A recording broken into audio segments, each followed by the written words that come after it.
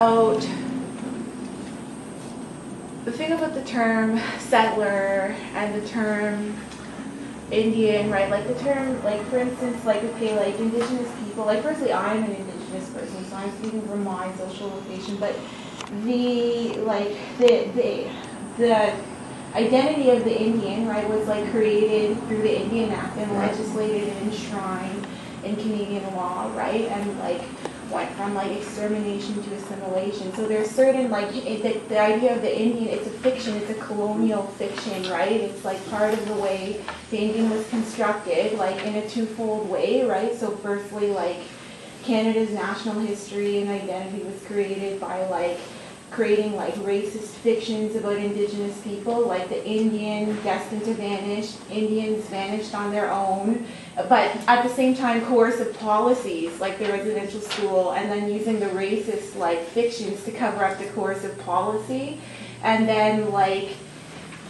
using the residential school to like colonize indigenous people, so indigenous actual selfhood like could be colonized like in the image of indigenous people, could be like reconstructed in the image of their colonizers. So essentially there are no more Indians.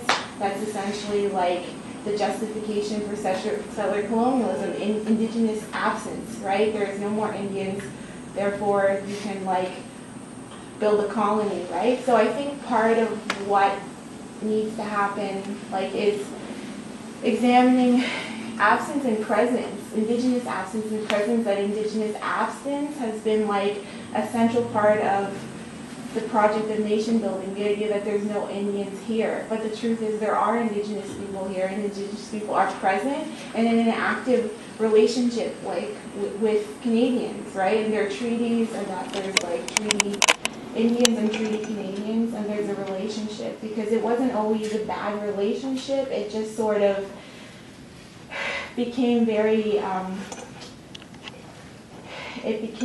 very destructive and corrosive around the Indian Act, right? Because the Indian Act was the policy that regulated Indian identity, and like it occurred like at the same time as the foundation of Canada. So there is a model, I think, already for relationship in treaties. But so I think like basically with the term settler, right, like the term settler is a politicized term that is responding to the Indian Act, right, that the settlers came and made a settler colony on top of indigenous people. And it's a very visible and like politically loaded term, but it's a response to racism. But I don't think, so I think the truth is, it is hurtful to discuss violence, and I think people who, like, it is a violent history, it's a very violent history, and it harmed all people, right? It harmed people who committed them, it harmed, like, those people's ancestors, it harmed indigenous people. It was very harmful, right? It's very harmful to say I'm a status Indian in the Indian Act now, and that's legislated, and I'm like a racist colonial fiction. That's how like Canada is relating to me. Like that's harmful and racist, right? And so I don't think like using the term settler is not. I don't think it's useless. I think it has a function, right, about truth telling. But I think also, like, because we're in the era of truth and reconciliation, that the Canadian state made an apology on behalf of all Canadians, and that we're in a space to go, like, to go past the other, right? Like, to really engage in real relationship and, So you're saying in that context, the term settler still has some value? I think it has value. I think it has value, but at the same time, I think there's a deeper process that truth and reconciliation is inviting us all to participate in, which is like a deeply humanized space that violence harms all people, like, and that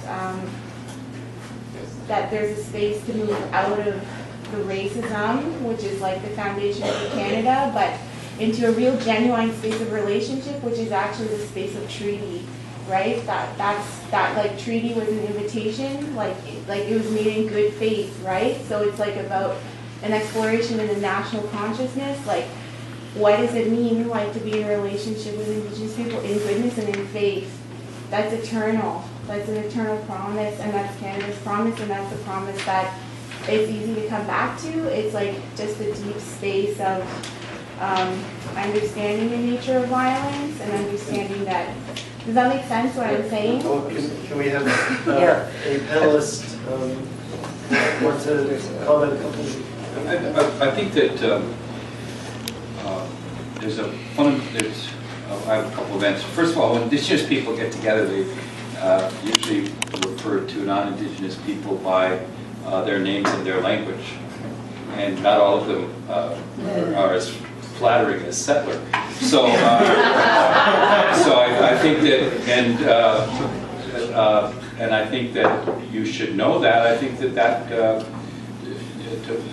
to preserve the right to have the dignity, the name people who have named you, is probably a good thing. So I think that and I think that's right. I need to also observe that I run into a lot of young people today who are beginning to call the settlers the white man, and they are very angry, very, very angry, and they deserve to be angry. They don't deserve to feel that way, but I think that they see the ongoing, accelerating dispossession of the land, and that's what bothers them so much. And so I think that regardless of what we like to or want to be called, I think that we have to recognize that reality and find a better way. And I would like to propose a better way. The difference between, obviously, the way the Canadian government and Canadian people in general looked at the treaties and the way that Indigenous people looked at the treaties are very, very different. So the Canadian government looked at this as a giving away of land and power in exchange for certain promises. Indigenous people, and you need to know this, folks, because the church was there, believed that this was a process of making relatives, of becoming brothers and sisters. The church's credibility and the church's promise that they would walk with Native people no matter what was fundamental to the treaty-making process. And it has to be realized by Christian people that the honor of the gospel really is on the line in following through on this. But what I would like to say is that regardless of what we may be called in the past over our failure to live up to these treaties, we are called now to live in those treaties again, and to realize that those treaties, whether we like it or not, made us brothers and sisters, and we should live that way. And I think that, so I would like to hold that out as being more important than what we're called now or what we've been called in the past. Thank you. So we've had some fair bit of discussion about these terms, and there are other topics that the panelists addressed that went in other directions. We only have 5 minutes left, so I wonder, of course we have hopefully more than 5 minutes after it's done, but if anybody would really like to address some of the other issues or take in a different direction. Thank you. My own research is about two, I think, remarkable white people who were involved with an attempt at the outbreak of World War I to rebrand a regiment of the militia, the 37th Haldimand Rifles, who are from the Brantford area, who, because of their proximity to the reserve, were mainly a Mohawk regiment. But the attempt was to sort of officially rebrand the 37th Haldimand as a Mohawk regiment for imperial service in the First World War. And we're hearing a lot about violence and power differences. And the concept I want to talk about is reparation. And I think there's a connection here because when we talk about World War I history, at least at one end of that history, we do talk about reparation. And I'm thinking about an historian who was here at U of T named Margaret Macmillan, who wrote about the end of the First World War and the peace of Paris 1919. And I appreciate that reparation, both here in Canada and in the United States, with the victims of found descendants of slaves, is a current issue and controversial. But I wonder if Margaret Macmillan doesn't warn us a little bit about some of the dangers that can be involved in reparations and the imbalances of power and the unforeseen consequences of those things.